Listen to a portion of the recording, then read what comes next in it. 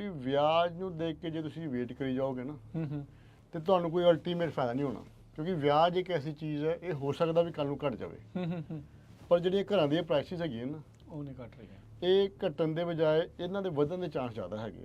Affordability factor ਹੈਗਾ, ਉਹਦਾ ਇੱਕ ਮੇਨ ਰੀਜ਼ਨ ਜਿਹੜਾ ਹੈਗਾ ਉਹ ਇੰਟਰਸਟ ਰੇਟ ਵੀ ਹੁੰਦੇ ਆ। ਹਾਂਜੀ, ਕਿ ਸਮੇਂ ਦੇ ਹਿਸਾਬ ਨਾਲ ਕਹ ਲਓ ਵੀ ਤਨਖਾਹਾਂ ਜਾਂ ਇਨਕਮ ਨਹੀਂ ਵਧੀਆਂ, ਸਮੇਂ ਦੇ ਹਿਸਾਬ ਨਾਲ ਵਿਆਜ ਜਿਹੜੇ ਹੈਗੇ ਆ ਉਹ ਇੱਕਦਮ ਉੱਪਰ ਚਲੇ ਗਏ।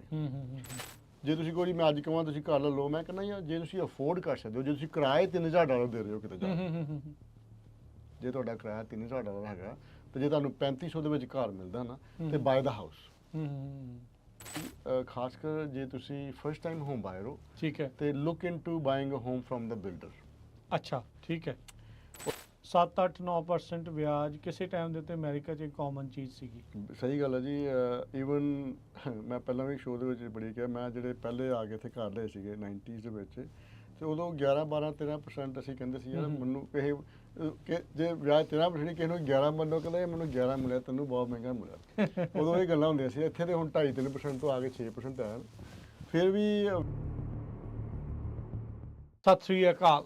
Punjabi radio USA, Punjabi TV USA ਦੇ ਉੱਤੇ ਸਵਾਗਤ ਹੈ। ਮੈਂ ਰਾਜਕਰਨਵੀਰ ਸਿੰਘ।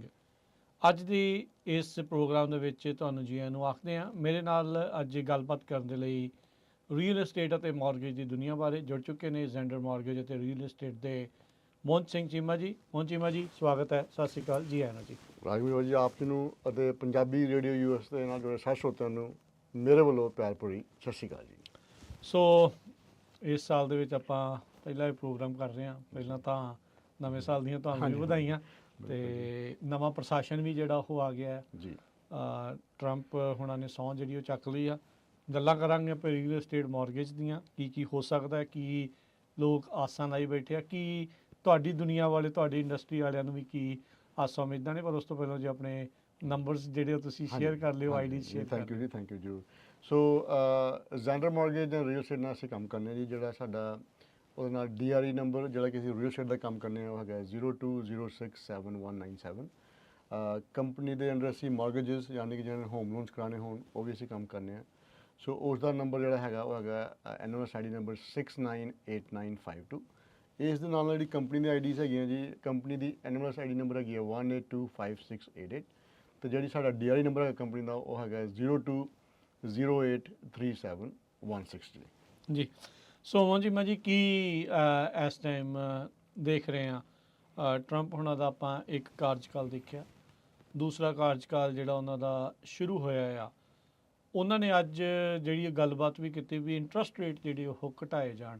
ਸੋ ਕੀ ਤੁਹਾਡੀ ਇਸ ਦੁਨੀਆ ਦੇ ਵਿੱਚ ਇਸ ਟਾਈਮ ਇਸ ਇੰਡਸਟਰੀ ਦੇ ਵਿੱਚ ਕੀ ਗੱਲਾਂ ਬਾਤਾਂ ਚੱਲ ਰਹੀਆਂ ਇਸ ਚੀਜ਼ ਨੂੰ ਲੈ ਕੇ? ਹਾਂਜੀ ਦੇਖੋ, ਪ੍ਰੈਜ਼ੀਡੈਂਟ ਟਰੰਪ ਨੇ ਜਿਹੜੀਆਂ ਅਨਾਊਂਸਮੈਂਟਸ ਕੀਤੀਆਂ ਸੀਗੀਆਂ, ਜਿਹੜੀ ਅੱਜ ਦੀ ਅਨਾਊਂਸਮੈਂਟ ਹੈਗੀ ਆ ਤੁਸੀਂ ਕਹਿ ਲਓ, ਉਹਦੇ ਵਿੱਚ ਉਹਨਾਂ ਨੇ ਇਹੋ ਗੱਲਬਾਤ ਕਹੀ ਹੈਗੀ ਹੈ ਵੀ ਜਿਹੜਾ ਇੰਟਰਸਟ ਰੇਟ ਇਹਨੂੰ ਘਟਾਇਆ ਜਾਵੇ ਜੀ, ਕਿਉਂਕਿ ਓਵਰਆਲ ਜਿਹੜੀ ਰੀਅਲ ਏਸਟੇਟ ਦੀ ਮਾਰਕੀਟ ਇਸ ਵੇਲੇ ਸਟਕ ਹੋਈ ਪਈ ਹੈਗੀ, ਖਾਸ ਕਰ ਟ੍ਰੈਡੀਸ਼ਨਲ ਬਾਇੰਗ ਐਂਡ ਸੈਲਿੰਗ। ਉਹਦੇ ਵਿੱਚ ਇਹ ਹੈਗਾ ਵੀ ਘਰਾਂ ਦੀਆਂ ਪ੍ਰਾਈਸਿਸ ਹਾਈ ਹੋਣ ਦੇ ਕਾਰਨ ਕਾਫੀ ਲੋਕ ਇੱਕ ਤੇ ਵਿਆਜ ਦੇ ਕਾਰਨ ਪ੍ਰੋਪਰਟੀਜ਼ ਨੂੰ ਅਫੋਰਡ ਨਹੀਂ ਕਰ ਪਾ ਰਹੇ। ਠੀਕ ਹੈ। ਸੋ ਜਿਹੜਾ ਅਫੋਰਡੇਬਿਲਿਟੀ ਫੈਕਟਰ ਹੈਗਾ, ਉਹਦਾ ਇੱਕ ਮੇਨ ਰੀਜ਼ਨ ਜਿਹੜਾ ਹੈਗਾ ਉਹ ਇੰਟਰਸਟ ਰੇਟ ਵੀ ਹੁੰਦੇ ਆ। ਹਾਂਜੀ, ਕਿ ਸਮੇਂ ਦੇ ਹਿਸਾਬ ਨਾਲ ਕਹ ਲਓ ਵੀ ਤਨਖਾਹਾਂ ਜਾਂ ਇਨਕਮ ਨਹੀਂ ਵਧੀਆਂ, ਸਮੇਂ ਦੇ ਹਿਸਾਬ ਨਾਲ ਵਿਆਜ ਜਿਹੜੇ ਹੈਗੇ ਆ ਉਹ ਇੱਕਦਮ ਉੱਪਰ ਚਲੇ ਗਏ। ਸੋ ਇਸ ਵੇਲੇ ਉਸ ਚੀਜ਼ ਨੂੰ ਜਿਹੜਾ ਬੈਲੈਂਸ ਕਰਨ ਦਾ ਤਰੀਕਾ ਹੈਗਾ ਨਾ, ਉਹ ਕਿਸੇ ਨੂੰ ਕੋਈ ਹੱਲ ਨਜ਼ਰ ਨਹੀਂ ਆ ਰਿਹਾ। ਹੁਣ ਪ੍ਰੈਜ਼ੀਡੈਂਟ ਟਰੰਪ ਇਸ ਪ੍ਰਸ਼ਾਸਨ ਜਿਹੜਾ ਹੈਗਾ ਉਹ ਇਸ ਪਾਸੋਂ ਵੀ ਸਟੈਕ ਹੈਗਾ ਜੀ, ਇੱਕਦਮ ਜੇ ਵਿਆਜ ਕਢਾਓ ਤੇ ਫਿਰ ਜਿਹੜੀ ਇਨਫਲੇਸ਼ਨ ਨੂੰ ਇਹ ਕੰਟਰੋਲ ਕਰਨ ਦੀ ਕੋਸ਼ਿਸ਼ ਕਰ ਰਹੇ ਨੇ, ਉਹ ਵੀ ਇਹਨਾਂ ਦੇ ਹੱਥਾਂ 'ਚੋਂ ਬਾਹਰ ਹੋ ਜਾਊਗੀ। ਸੋ ਇਹਦੇ ਬੜੇ ਕਾਰਨ ਹੈਗੇ ਆ, ਬਟ ਜਿੱਥੋਂ ਤੱਕ ਸਾਨੂੰ ਲੱਗਦਾ ਹੈ ਕਿ ਆਉਣ ਵਾਲੇ ਸਮੇਂ ਦੇ ਵਿੱਚ ਜਿਸ ਹਿਸਾਬ ਨਾਲ ਜ਼ੋਰ ਲਾਇਆ ਜਾ ਰਿਹਾ, ਠੀਕ ਹੈ, ਔਰ ਉਹ ਚਾਹੁੰਦੇ ਨੇ ਵੀ ਹਿਸਾਬ ਨਾਲ ਚੱਲੀਏ, ਯਾਨੀ ਕਿ ਵੀ ਇਸ ਹਿਸਾਬ ਨਾਲ ਚੱਲੀਏ ਵੀ ਵਿਆਜ ਵੀ ਘਟਾਏ ਜਾਣ ਤਾਂ ਕਿ ਜਿਨ੍ਹਾਂ ਨੇ ਘਰ ਲੈਣੇ ਆ ਉਹ ਇਸ ਮਾਰਕੀਟ 'ਚ ਘਰ ਲੈ ਸਕਣ। ਬਟ ਇਹਦੇ ਵਿੱਚ ਜਿਹੜੀ ਇੱਕ ਚੀਜ਼ ਹੈਗੀ ਹੈ ਜੋ ਅਸੀਂ ਦੇਖ ਰਹੇ ਹਾਂ ਰਾਜੂ ਜੀ, ਉਹ ਇਹ ਹੈਗੀ ਹੈ ਕਿ ਘਰਾਂ ਦੀਆਂ ਪ੍ਰਾਈਸਿਸ ਜਿਹੜੀਆਂ ਹੈਗੀਆਂ ਉਹਨਾਂ ਦੇ ਵਿੱਚ ਰਾਹਤ ਮਿਲਣੀ ਸ਼ਾਇਦ ਥੋੜ੍ਹੀ ਜਿਹੀ ਮੁਸ਼ਕਿਲ ਹੋਊਗੀ। ਹਾਂ, ਇਹ ਜ਼ਰੂਰ ਗੱਲ ਹੋ ਸਕਦੀ ਹੈ ਵੀ ਜਿਹੜਾ ਗਵਰਨਮੈਂਟ ਲੈਂਡ ਹੈਗਾ ਜਿਹੜਾ ਕਿ ਸਰਕਾਰੀ ਜ਼ਮੀਨ ਜਿਹਨੂੰ ਅਸੀਂ ਕਹਿੰਦੇ ਆ ਸਰਕਾਰ ਕੋਲ ਬਹੁਤ ਜ਼ਿਆਦਾ ਹੈਗੀ ਅਮਰੀਕਾ ਦੇ ਵਿੱਚ।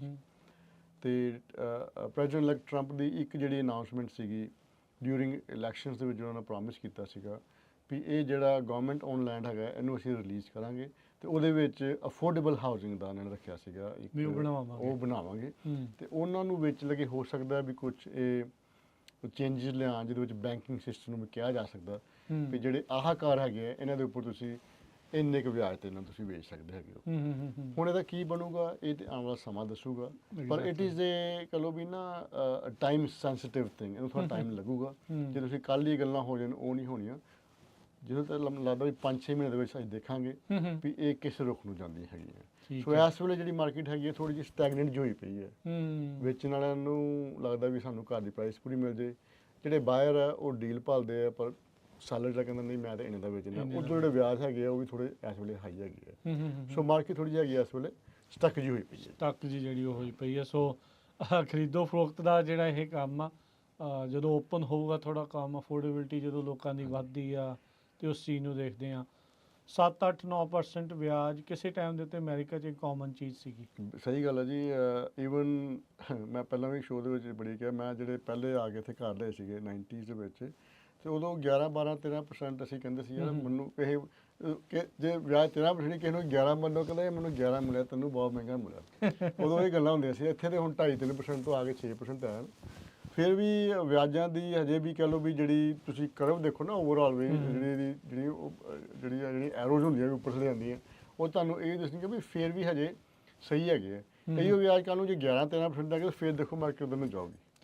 ਸੋ ਇਟ ਇਜ਼ ਕਹਿ ਲਓ ਵੀ ਹਮੇਸ਼ਾ ਜਿਹੜੀ ਗੱਲ ਮੈਂ ਅੱਗੇ ਵੀ ਇੱਕ ਵਾਰੀ ਜ਼ਿਕਰ ਕੀਤਾ ਸੀਗਾ ਉਹ ਹੈਗਾ ਵੀ ਵਿਆਜ ਨੂੰ ਦੇਖ ਕੇ ਜੇ ਤੁਸੀਂ ਵੇਟ ਕਰੀ ਜਾਓਗੇ ਨਾ ਤੇ ਤੁਹਾਨੂੰ ਕੋਈ ਅਲਟੀਮੇਟ ਫਾਇਦਾ ਨਹੀਂ ਹੋਣਾ, ਕਿਉਂਕਿ ਵਿਆਜ ਇੱਕ ਐਸੀ ਚੀਜ਼ ਹੈ ਇਹ ਹੋ ਸਕਦਾ ਵੀ ਕੱਲ੍ਹ ਨੂੰ ਘਟ ਜਾਵੇ, ਪਰ ਜਿਹੜੀਆਂ ਘਰਾਂ ਦੀਆਂ ਪ੍ਰਾਈਸਿਸ ਹੈਗੀਆਂ ਨਾ ਉਹ ਨਹੀਂ ਘਟ ਰਹੀਆਂ। ਇਹ ਘਟਣ ਦੇ ਬਜਾਏ ਇਹਨਾਂ ਦੇ ਵਧਣ ਦੇ ਚਾਂਸ ਜ਼ਿਆਦਾ ਹੈਗੇ ਆ, ਕਿਉਂਕਿ ਅਲਟੀਮੇਟਲੀ ਜਦੋਂ ਵੀ ਵਿਆਜ ਦੇ ਵਿੱਚ ਇਹਨਾਂ ਨੇ ਕਟੌਤੀ ਕੀਤੀ, ਸਪੋਜ਼ ਕਰੋ 7 ਤੋਂ ਲੈ ਕੇ 5 ਤੇ ਲਿਆਂਦਾ ਕਿਸੇ ਤਰੀਕੇ ਨਾਲ, ਤੇ ਜਿਹੜੇ ਵੀ ਹੁਣ ਬਾਰੋਰਸ ਹੈਗੇ ਆ, ਜਿਹੜੇ ਬਾਇਰਸ ਹੈਗੇ ਜਿਹੜੇ ਇਸ ਵੇਲੇ ਵੇਟ ਕਰ ਰਹੇ ਨੇ ਵੀ ਅਸੀਂ ਘਰ ਲੈਣਾ ਹੈਗਾ, ਉਹਨਾਂ ਨੂੰ 5 ਇਸ ਵੇਲੇ ਬਹੁਤ ਚੰਗਾ ਲੱਗਦਾ। ਸਹੀ ਗੱਲ ਆ। ਕਿਉਂਕਿ ਉਹਨੇ 5 ਨੂੰ ਦੇ ਕੇ ਕੁਝ ਪੱਲੋ ਪੈਸੇ ਪਾ ਕੇ ਸ਼ਾਇਦ 4 ਤੇ ਵੀ ਕਰਵਾ ਲੈਣ, you can buy down the rate. ਤੇ ਗੱਲ ਉੱਥੇ ਆ ਗਈ, ਬਟ ਉਹਦੇ ਵਿੱਚ ਮਾਰਕੀਟ ਦੇ ਵਿੱਚ ਜਿਹੜੇ ਬਾਇਰ ਹੈਗੇ ਆ ਫਿਰ ਉਹਨਾਂ ਦਾ ਜਿਹੜਾ ਉਤਸ਼ਾਹ ਜਿਹੜਾ ਬਹੁਤ ਵੱਧ ਜਾਣਾ। ਜਦੋਂ ਉਹ ਜਿਹੜੇ ਸੈਲਰ ਹੈਗੇ ਹੁਣ ਘਰ ਇੰਨੇ ਜ਼ਿਆਦਾ ਹੈ ਨਹੀਂ, ਇਨਵੈਂਟਰੀ ਨਹੀਂ ਹੈਗੇ, ਤੇ ਜਿਹੜਾ ਇੱਕ 골ਡਨ ਰੇਟ ਜਿਹੜਾ ਵੀ ਕਾਫੀ ਸੱਜਣਾਂ ਨੂੰ ਮੈਂ ਕਈਆਂ ਦੇ ਲੋਨ ਕੀਤੇ ਹੈਗੇ ਨੇ, ਉਹਨਾਂ ਨੂੰ ਸਾਡਾ ਸ਼ੋਅ ਵੀ ਸੁਣ ਕੇ ਖੁਸ਼ੀ ਇਹ ਹੁੰਦੀ ਹੋਈ ਆ ਭਾਈ ਨੇ ਘਰ ਦਵਾਤਾ ਸੀਗਾ ਤੇ ਉਦੋਂ ਸਾਨੂੰ ਪਤਾ ਨਹੀਂ ਕਿਸੇ ਨੂੰ 3 ਦਾ ਮਿਲਿਆ, ਕਿਸੇ ਨੂੰ 3.5 ਮਿਲਿਆ, ਕਿਸੇ ਨੂੰ 2.5, ਉਹ ਮਤਲਬ ਕਿ ਰੇਟ ਉਦੋਂ ਇਹ ਸੀਗੇ ਚੱਲਦੇ ਸੀ ਉਦੋਂ, ਤੇ ਉਹ ਅੱਜ ਬੜਾ ਖੁਸ਼ ਰਹਿੰਦੇ ਨੇ। ਉਹ ਆਪਣਾ ਕੰਪੈਰੀਜ਼ਨ ਕਰੀ ਜਾਂਦੇ ਵੀ ਅਸੀਂ ਸੈੱਟ ਅਸੀਂ ਘਰ ਨਹੀਂ ਵੇਚਣਾ। ਹੁਣ ਉਹਨਾਂ ਵਿੱਚ ਜਿਹੜਾ ਰੇਟ ਲੌਕ ਦਾ ਸਿੰਡਰੋਮ ਹੈਗਾ ਨਾ, ਉਹ ਇਹ ਹੈਗਾ ਵੀ ਜਿਨ੍ਹਾਂ ਨੂੰ ਸੋਹਣੇ ਵਿਆਜ ਮਿਲੇ ਆ ਉਹ ਕਹਿੰਦੇ ਵੀ ਅਸੀਂ ਘਰ ਕਿਉਂ ਵੇਚੀਏ ਆਪਣਾ। ਉਹਦੀ ਦੇਰ ਤੱਕ ਥੋੜੀ ਵੇਚੂਗਾ ਜਿਹਨੂੰ ਦੁਬਾਰਾ ਉਹਨਾਂ ਨਹੀਂ ਮਿਲਦਾ। ਹਾਂ, ਉਹਨਾਂ ਕਹਿੰਦਾ ਜੇ ਅਸੀਂ ਵੇਚ ਕੇ ਕਿਤੇ ਗਾਂਹ ਵੀ ਜਾਵਾਂਗੇ ਤੁਹਾਨੂੰ ਜਿੰਨਾ ਤਾਂ ਮਜਬੂਰੀ ਹੈ, ਜੌਬ ਰਿਲੇਟਿਡ ਹੈਗਾ। ਕਈ ਸਾਡੇ ਕੋਲ ਆਪਣੇ ਭੈਣ ਭਰਾ ਐਸੇ ਵੀ ਕਹਿੰਦੇ ਜਾਂ ਅਸੀਂ ਕੈਲੀਫੋਰਨੀਆ ਤੋਂ ਨਿਕਲ ਕੇ ਟੈਕਸਸ ਜਾਣਾ, ਜਾਂ ਅਸੀਂ ਚਲੋ ਅਸੀਂ ਇੱਥੋਂ ਪੈਸੇ ਕੱਢ ਕੇ ਸੋਹਣੀ ਡਾਊਨ ਪੇਮੈਂਟ ਦੇ ਕੇ ਥੋੜਾ ਲੋਨ ਕਰਾ ਕੇ ਛੋਟਾ ਘਰ ਲਾਂਗੇ। ਹਾਂ, ਉਹਨਾਂ ਵਾਸਤੇ ਠੀਕ ਹੈ, ਦੈਟ ਇਜ਼ ਫਾਈਨ, ਹੈ ਨਾ। ਬਟ ਮੈਜੋਰਟੀ ਆਫ ਦਮ ਵਾਸਤੇ ਉਹਨਾਂ ਕੋਈ ਆਪਸ਼ਨ ਨਹੀਂ ਹੈਗੀ।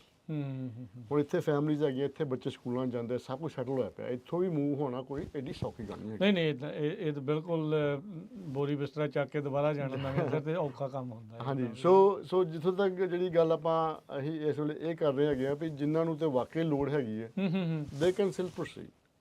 ਇਹਦੇ ਵਿੱਚ ਜਿਹੜੀ ਸਾਡੀ ਕੰਪਨੀ ਰੈਂਡਰ ਮਾਰਗੇਜ ਜਾਂ ਰੀਅਲ ਸਟੇਟ ਹੈਗੀ ਹੈ ਤੁਹਾਡੀ ਬਹੁਤ ਹੈਲਪ ਕਰ ਸਕਦੀ ਹੈ, ਕਿਉਂਕਿ ਅਸੀਂ ਇੱਕ ਐਕਸਪੀਰੀਅੰਸ ਕੰਪਨੀ ਹੈਗੇ ਹਾਂ, ਕਾਫੀ ਸਮੇਂ ਤੋਂ ਇਹ ਕੰਮ ਕਰ ਰਹੇ ਹੈਗੇ ਆ। ਸੋ ਮੇਕ ਸ਼ੋਰ ਵੀ ਜੇ ਤੁਹਾਡਾ ਕੋਈ ਵੀ ਸਵਾਲ ਹੋਵੇ ਤੁਸੀਂ ਸਾਨੂੰ ਜ਼ਰੂਰ ਕੰਟੈਕਟ ਕਰਨਾ ਹੈਗਾ, ਕਿਉਂਕਿ ਜੇ ਤੁਸੀਂ ਕੋਈ ਮੈਂ ਘਰ ਵੇਚਣਾ ਜਾਂ ਲੈਣਾ ਜਾਂ ਮੌਰਗੇਜ ਕਰਾਉਣੀ ਹੈਗੀ ਹੈ ਜੀ, ਤੇ ਅਸੀਂ ਆਪਣੇ ਜਿਹੜੇ ਸਾਡੇ ਜਵਾਬ ਹੋਣਗੇ ਉਹ ਤੁਹਾਡੀ ਲੋੜ ਦੇ ਮੁਤਾਬਿਕ ਹੁੰਦਾ ਵੀ ਕਸਟਮਾਈਜ਼ਡ ਹੋਣਗੇ। ਇਹ ਨਹੀਂ ਹੈਗਾ ਵੀ ਤੁਸੀਂ ਘਰ ਲਓ ਜੀ।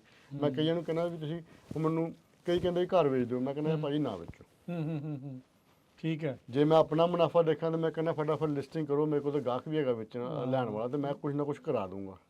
ਪਰ ਸਮੇਂ ਦੇ ਹਿਸਾਬ ਨਾਲ ਅਸੀਂ ਦੇਖ ਕੇ ਚੱਲੀਦਾ ਵੀ ਯਾਰ ਇਹਨਾਂ ਵਾਸਤੇ ਇਹ ਸੂਟੇਬਲ ਚੀਜ਼ ਹੈ ਕਿ ਨਹੀਂ। ਇਹ ਨਾ ਹੋਵੇ ਘਰ ਵੇਚ ਕੇ ਕੱਲ੍ਹ ਨੂੰ ਕਿੱਥੇ ਜਾਣਗੇ, ਉੱਥੇ ਜਾ ਕੇ ਫਸਣਗੇ।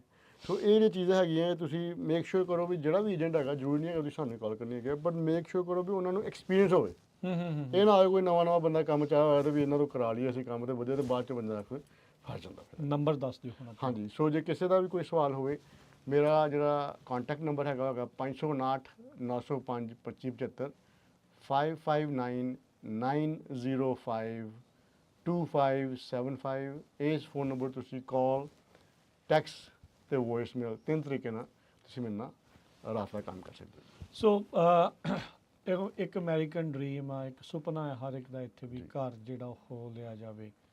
ਬਹੁਤ ਸਾਰੇ ਲੋਕ ਇਸ ਟਾਈਮ ਜਿੱਦਾਂ ਤੁਸੀਂ ਪਹਿਲਾਂ ਵੀ ਕਈ ਵਾਰ ਆਪਾਂ ਇਹ ਗੱਲ ਕੀਤੀ ਆ ਵੀ ਵੇਟ ਕਰ ਰਹੇ ਆ ਵੀ ਇੰਟਰਸਟ ਰੇਟ ਘਟਣਗੇ ਤੇ ਉਹ ਆ, ਪਰ ਘਰਾਂ ਦੀਆਂ ਪ੍ਰਾਈਸਿਸ ਅਜੇ ਵੀ ਜਿਹੜੀਆਂ ਉਹ ਥੱਲੇ ਨਹੀਂ ਆ ਰਹੀਆਂ। ਬਾਕੀ ਵੀ ਚੀਜ਼ਾਂ ਆਪਾਂ ਨੇ ਪਤਾ ਵੀ ਅਫੋਰਡੇਬਿਲਟੀ ਇੱਕ ਬਹੁਤ ਵੱਡਾ ਫੈਕਟਰ ਜਿਹੜਾ ਉਹ ਬਣਿਆ ਪਿਆ ਆ। ਜਿਹੜਾ ਕੁਝ ਲੰਮੇ ਸਮੇਂ ਤੋਂ ਵੇਟ ਕਰ ਰਿਹਾ ਸੀ ਉਹਨੇ 20-30% ਜਿਹੜਾ ਉਹ ਕਹਿ ਲਓ ਵੀ ਡਾਊਨ ਪੇਮੈਂਟ ਜਿਹੜੀ ਆ ਉਹ ਜਮ੍ਹਾਂ ਕਰਕੇ ਰੱਖੀ ਹੋਈ ਆ, ਉਹਦੇ ਲਈ ਕੀ ਆ, ਉਹਨੂੰ ਕੀ ਸਲਾਹ ਹੈ? ਹਾਂਜੀ, ਦੇਖੋ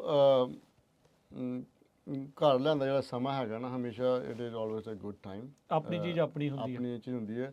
ਔਰ ਰਾਜਨ ਭਾਜੀ ਘਰ ਦਾ ਚੱਕਰ ਇਹ ਹੈਗਾ ਵੀ ਜਦੋਂ ਅਸੀਂ ਘਰ ਨੂੰ ਲੈਂਦੇ ਨਾ ਤੇ ਹੁੰਦਾ ਤਾਂ ਸਾਨੂੰ ਇਹ ਵੀ ਕੋਈ ਚੰਗੇ ਪ੍ਰਾਈਸ ਅਸੀਂ ਘਰ ਲੈ ਲਈਏ। ਹੁਣ ਇਹ ਘਰ ਕੋਈ ਜੇ 5 ਲੱਖ ਦਾ ਲੱਗਾ ਤੇ ਤੁਸੀਂ 4 ਸੀ ਲਓ ਤਾਂ ਕਹਿੰਦੇ ਯਾਰ 20,000 ਦੀ ਸਾਨੂੰ ਨਾ ਥੋੜ੍ਹਾ ਬੈਨੀਫਿਟ ਜਿਹਾ ਹੋ ਗਿਆ।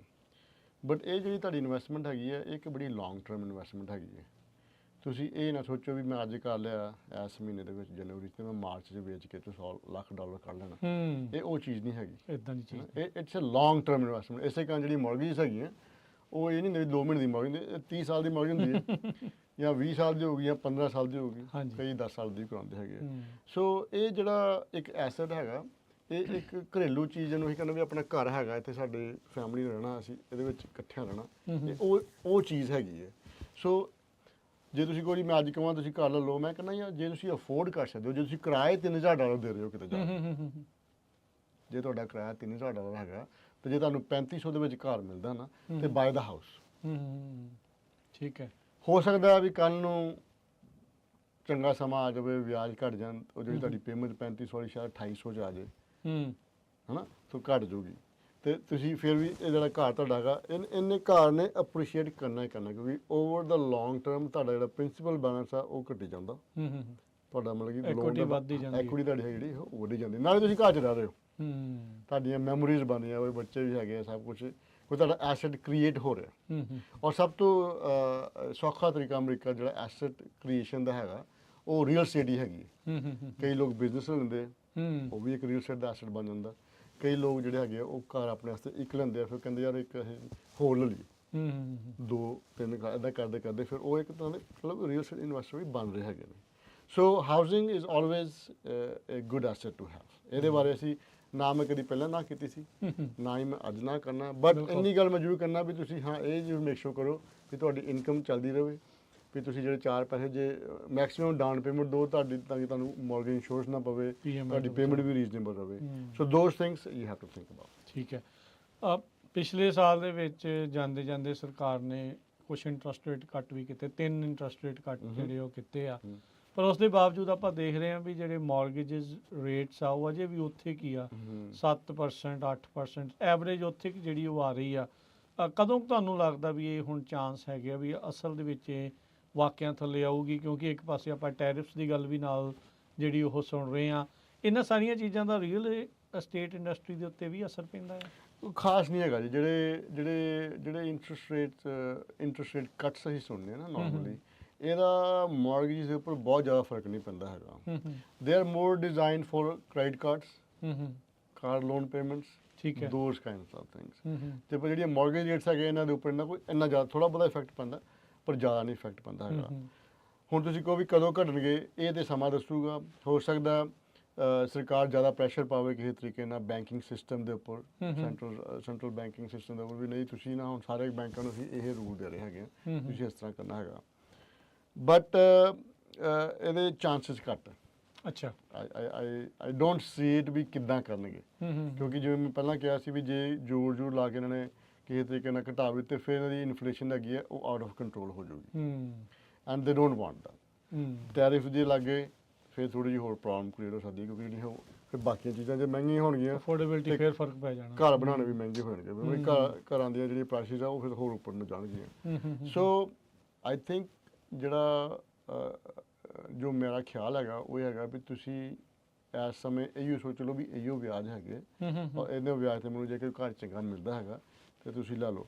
ਇੱਕ ਗੱਲ ਮੈਂ ਹੋਰ ਕਹਿਣੀ ਚਾਹਾਂਗਾ ਰਾਜੀਵ ਭਾਜੀ, ਉਹ ਇਹ ਹੈਗੀ ਹੈ ਵੀ ਖਾਸ ਕਰ ਜੇ ਤੁਸੀਂ ਫਸਟ ਟਾਈਮ ਹੋਮ ਬਾਇਰ ਹੋ, ਠੀਕ ਹੈ, ਤੇ look into buying a home from the builder.